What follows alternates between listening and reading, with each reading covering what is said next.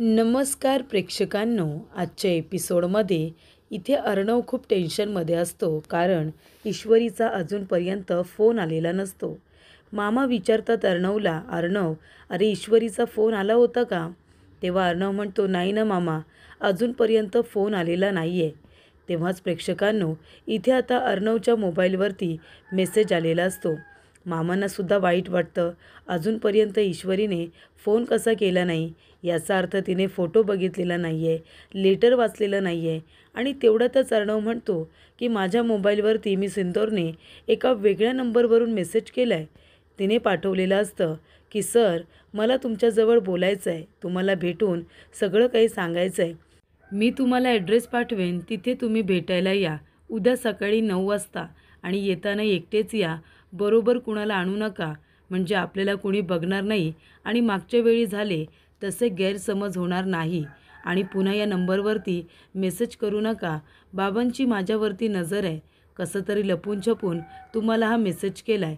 तेव्हा इथे आता मी सिंदूर असं तिने नावसुद्धा लिहिलेलं असतं. तेव्हा अर्णवला असं वाटतं की असे शब्द तर अजीब वगैरे हे फक्त आणि फक्त ईश्वरी वापरत असते. तेव्हा त्याला असं वाटतं की हा मेसेज ईश्वरीनेच केलेला आहे. तेव्हा मामा म्हणतात बरं ठीक आहे, तिने जर तुला मेसेज केला आहे ना तर उद्या तिला भेटायला जा आणि सगळी माहिती तिला दे राजेशबद्दलची. तेव्हा इथे अर्णव म्हणत असतो की उद्या मी सिंदूरला भेटतो आणि राजेश भोसले तुझ्याबद्दल सगळी माहिती देतो, उद्या तुझा गेम ओव्हर. तेव्हा तो मेसेज केलेला असतो राकेशने. राकेश म्हणत असतो की चला आता अर्णव फसला ह्या मेसेजमध्ये. त्याला असंच वाटेल की हा मेसेज ईश्वरीनेच केलेला आहे आणि मग काय तिथे भेटायला जाणार आणि मग हा राजेश भोसले त्याला फसवणार. किती हुशार आहेस रे तू राजेश, खूपच हुशार आहेस. उद्या इथे आता प्रसिद्ध सुप्रसिद्ध बिझनेसमन, बिझनेस टायकून, लाखो दिलो की धडकन अर्णव राज्य शिर्के उद्या आता मुंबईमध्ये एका माणसाला रस्त्यावरती जात असताना चिरडणार, बरोबर की नाही? आता अर्णवची एक वेगळीच इमेज होईल. मी येताना अर्णवचं हे ब्लेझर घेऊन आलो आहे आणि आता गाडीसुद्धा त्याच्यासारखीच असणार आहे, त्याच्यामुळे अर्णवला या प्रकरणामध्ये मी चांगलंच फसवणार. त्यानंतर प्रेक्षकांनो इथे ईश्वरी शांतपणे बसलेली असते. ईश्वरीला अर्णवची आठवण आलेली असते. तिच्या पायामध्ये जेव्हा इथे चमक आलेली असते तेव्हा अर्णव आपल्या हाताने तिचा पाय इथे नीट करत असतो, तिच्या तळपायातली चमक काढत असतो. त्यानंतर इथे ईश्वरी पडणार असते तेव्हा अर्णव तिला सावरतो. प्रत्येक संकटामधून जर ईश्वरीला कुणी वाचवलं असेल तर तो अर्णवच असतो आणि म्हणूनच तिला या गोष्टी आता आठवत असतात. तेवढ्यातच तिथे नम्रता येऊन आता तिच्या शेजारी बसते आणि म्हणत असते काय झालं इशू, कसला विचार करतेस? तेव्हा ईश्वरी म्हणत असते ताई, आईसमोर आणि बाबांसमोर तू जरी माझ्याशी आता बोलत असशील तरीसुद्धा मला माहिती आहे तुझा माझ्यावरचा राग अजून गेलेला नाही आहे. तेव्हा इथे नम्रता म्हणत असते नाही इशू जाऊ दे, मी सुद्धा खूप विचार केला, मी पण तुला म्हणत होते ना ते चुकीचंच होतं. म्हणजे कसं आहे ना अर्णव सर आणि तू, तुमच्या दोघांमध्ये तसं काही नाही आहे हे मला कळले आता आणि तू त्यांचा विचारसुद्धा करत नाही आहेस हे सुद्धा मला कळले. तुमच्या दोघांमध्ये खूप अंतर आहे, तरीसुद्धा मी तुला हे सगळं बोलले त्यासाठी खरंच सॉरी. तेव्हा इथे ईश्वरी म्हणत असते ताई प्लीज प्लीज तू सॉरी म्हणू नकोस गं, तू सॉरी म्हणायची खरंच काही गरज नाही आहे. तेव्हा इथे आता ईश्वरी म्हणत असते अर्णव सरांना माझा राग आला असेल हे साहजिकच आहे. तेव्हा नम्रता म्हणत असते माझं आहे ना आकाश सरांबरोबर बोलणं झालं तेव्हा ते मला बोलत होते अर्णव सरांमध्ये आणि बाबांमध्ये जे काही कॅफेमध्ये घडलं ना ते त्यांच्या घरच्या लोकांना अजिबात आवडलेलं नाही आहे. तेव्हा ईश्वरी म्हणते हो आणि कुणाला आवडेल ना गं, जे काही झालं ते चुकीचंच झालं. तेव्हा नम्रता म्हणत असते आणि मला असं वाटते इशू अर्णव सर आहेत ना हे सगळं विसरू शकणार नाही आहेत लवकर. तेव्हा ईश्वरी म्हणत असते नाही विसरणार ते कदाचित, पण ताई अर्णव सर तरी बघ ना गं, म्हणजे कधी कधी शांत राहतात पण एकदा जर त्यांचा रागावरचा ताबा सुटला तर ते किती रागीट आहे ते आपण बघितलं आहे, किती रागवतात ते, तसंच काहीचं त्यांच्याबरोबर झालं आहे गं. तेव्हा इथे आता नम्रता म्हणत असते बरं ते सगळं जाऊ दे, पण अजून एक चांगली गोष्ट घडली ना आज, आपली बट्टी झाली. तेव्हा ईश्वरी म्हणते काय, खरंच आपली बट्टी झाली? तेव्हा नम्रता म्हणते हो आपली बट्टी झाली. तेव्हा दोघी एकमेकींना मिठी मारतात.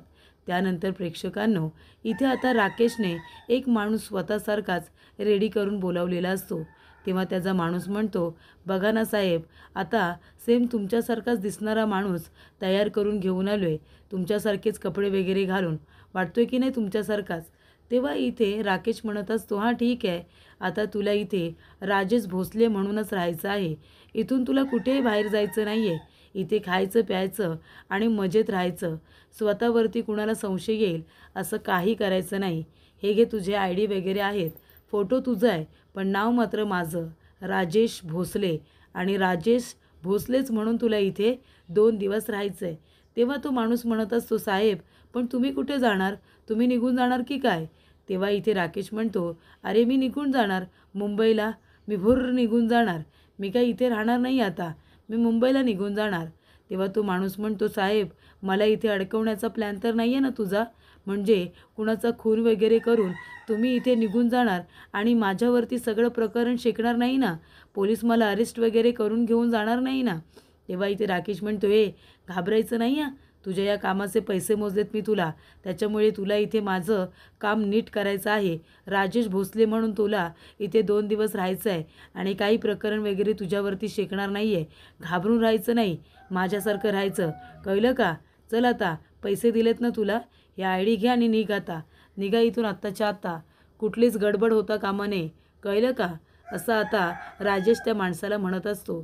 तेव्हा इथे राजेश आता दारू प्यायला बसलेला असतो आणि स्वतःलाच म्हणत असतो की वा राकेशजी वा, अहो काय प्लॅन केलं आहे तुम्ही, उद्या अर्णवला फसवणार, उद्या अर्णवच्या आयुष्यातला खूपच जास्त वाईट दिवस असणार आहे, वाईट, अर्णवच्याच पैशातून अर्णवलाच फसवण्याची सुपारी दिली या माणसाला.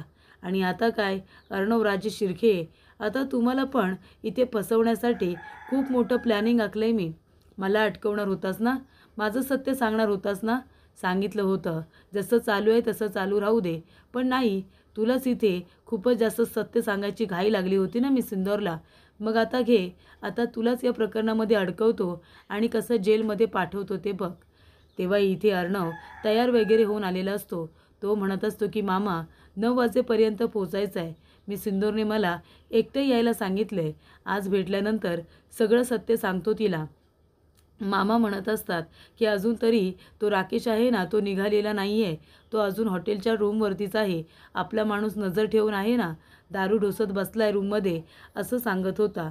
तेव्हा अर्णव म्हणत असतो, जाऊ दे, त्याला त्या रूममध्ये जे काही करायचं आहे ते करू दे, एकदा का मी सिंदूरला सत्य सांगितलं की मग ती इथे योग्य तो डिसिजन घेईल, बरोबर की नाही.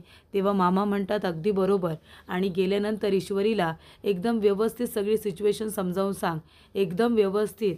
तेव्हा अर्णव म्हणतो, हो मामा, मी तिला सांगणार आहे की तिने तो फोटो तर बघितला असेल आणि लेटरसुद्धा लिहिला असेल, त्याच्यामुळे आता सांगणंसुद्धा सोपं होईल.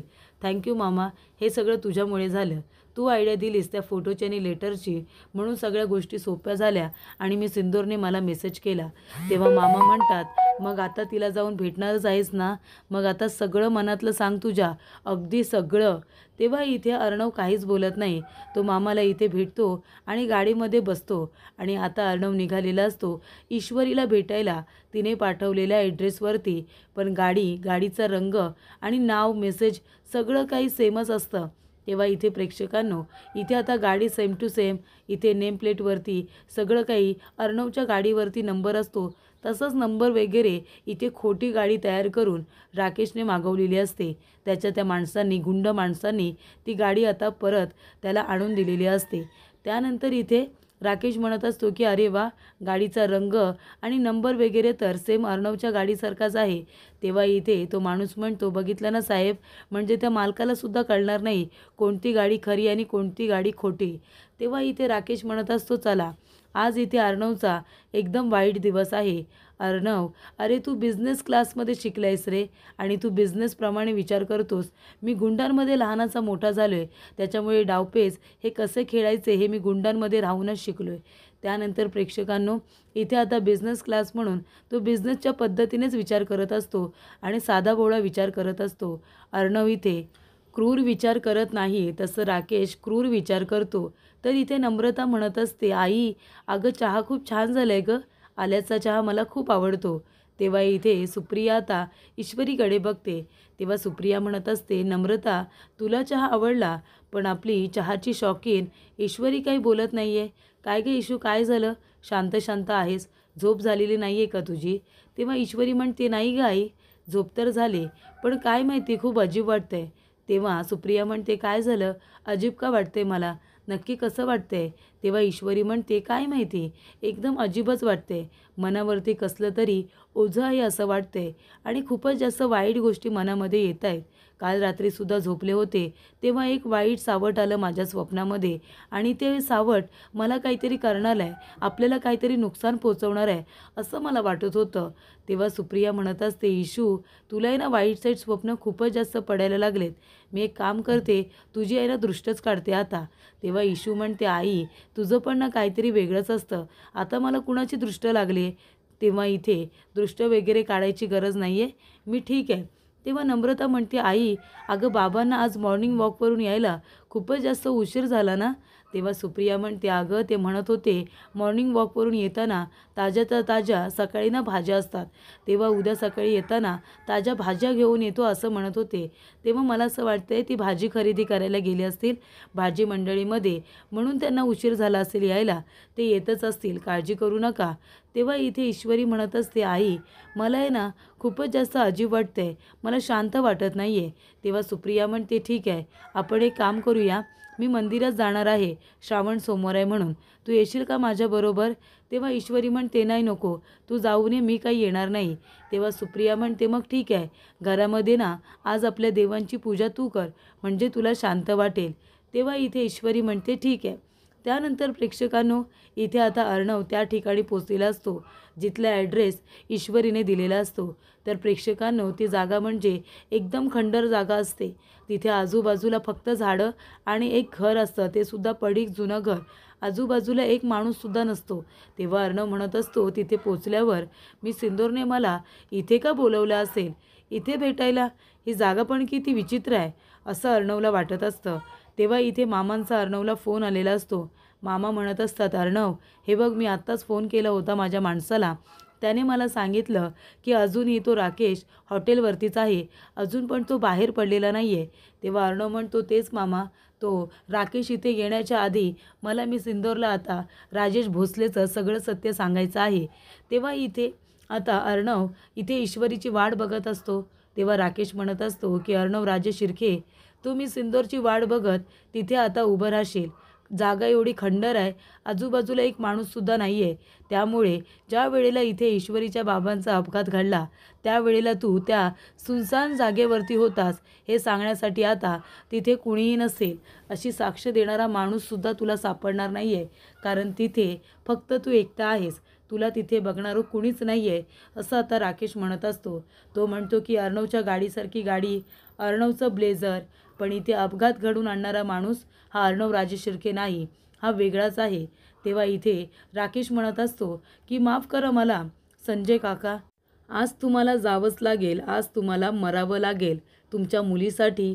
मला काहीही झालं तरीसुद्धा मी सिंदूरबरोबर लग्न करायचंच आहे. तिला मिळवण्यासाठी आत्तापर्यंत मी काय काय केलं आहे, किती पापड बेळलेत हे माझं मलाच माहिती, आणि कुणाच्याहीमुळे मला हे लग्न आता थांबवायचं नाही आहे. हे लग्न होणारच, म्हणूनच तुम्हाला आता जावं लागणार आहे. ईश्वरीच्या बाबांचा अपघात घडवून आणणारा व्यक्ती म्हणजे कोण? तर इथे अर्णव राजे शिर्के. तेव्हा इथे राकेशने त्याच्या माणसाला फोन केलेला असतो. तो म्हणत असतो की चला, काम झालं आहे ना, आता मी गाडी घेऊन येतोय, पण तुलासुद्धा तुझं काम अगदी व्यवस्थित चोख करायचं आहे, कळलं ना तुला? व्हिडिओमध्ये अर्णवची गाडी स्पष्टपणे आली पाहिजे आणि तो माणूस, तो म्हातारासुद्धा त्याच्यामध्ये आला पाहिजे, अशी व्हिडिओ तुला करायची आहे. तेव्हा इथे अर्णव ईश्वरीची वाट बघत असतो, वेड्यासारखा वाट बघत असतो, आणि ईश्वरी तिथे पोचलेली नसते. तेव्हा इथे अर्णव म्हणत असतो, मी सिंदूरला इतका उशीर का होतोय, अजून कशी येत नाही आहे ती, कधीपासून वाट बघतोय मी. तेव्हा इथे राजेश म्हणत असतो की अर्णव, अरे ईश्वरी काही तिथे येणार नाही, तुला इथे अजून एक मेसेज येणार आहे. तेव्हा इथे अर्णवला अजून एक राकेशने मेसेज केलेला असतो. त्याच्यामध्ये लिहिलेलं असतं की सर, बाबा आजूबाजूला आहेत, त्याच्यामुळे मला घरातून निघता येत नाही आहे, पण तुम्ही काळजी करू नका, थोड्या वेळातच मी तिथे पोचते, तुम्ही कुठेही जाऊ नका. तेव्हा इथे राजेशने तो मेसेज पुन्हा केलेला असतो, कारण तो म्हणत असतो की आता अर्णव तिथून निघाला नाही पाहिजे, तेव्हा हा मेसेज करणं पुन्हा गरजेचं आहे. तर इथे प्रेक्षकांनो, संजय काका भाजी घेऊन निघालेले असतात. तेव्हा इथे राजेश म्हणत असतो की चला बाबा, ईश्वरीचे बाबा, आज तुम्हाला जावं लागणार आहे. आज तुमचा हा शेवटचा दिवस होता, माफ करा, पण आता अर्णवला जर अटकवायचं असेल तर हा प्लॅन करणं गरजेचं होतं. त्यामुळे इथे आता मी तुमचा अपघात घडवून आणणार आणि या सगळ्या प्रकरणामध्ये मी इथे अर्णव राजे शिर्के याला फसवणार. त्यानंतर प्रेक्षकांनो, ईश्वरी इथे देवाची पूजा करत असते. तेव्हा देवाजवळ लावलेला दिवा विझून जातो. तेव्हा ईश्वरी म्हणते, हे काय, दिवा विझला, पण कसं काय, असं काय घडणार आहे? तरीसुद्धा सकाळपासून मला भीती वाटते. तिला असं वाटत असतं की सगळं काही ठीक तर आहे ना. एकतर तिचे बाबा अजून घरी आलेले नसतात. तेव्हा इथे ईश्वरी आपल्या बाबांना फोन करते. तेव्हा तिचे बाबा फोन उचलतात आणि म्हणतात की हां इशू, बोल ना. ईश्वरी म्हणते, बाबा अजून कसे आला नाही तुम्ही, कुठे आहात? तेव्हा तिचे बाबा म्हणतात, अगं मी इथे भाजी मंडईमध्ये आहे, भाजी खरेदी करून मी घरीच यायला निघालो आहे. हे काय आता पोचतोच आहे, पण काय झालं इशू बाळा? तेव्हा इशू म्हणते, काही नाही बाबा, मला तुमची आठवण आली, तुम्हाला बघावंसं वाटलं म्हणून फोन केला होता. बरं या तुम्ही घरी, मी तुमची वाट बघते. तेव्हा इथे काका म्हणतात, हो हो येतोय. हे काय निघालोच. तेवढ्यातच इथे संजय काका बघतात त्यांच्या अंगावरती कुणीतरी गाडी घेऊन येत असतं आणि तो माणूस इथे आता व्हिडिओ तयार करत असतो.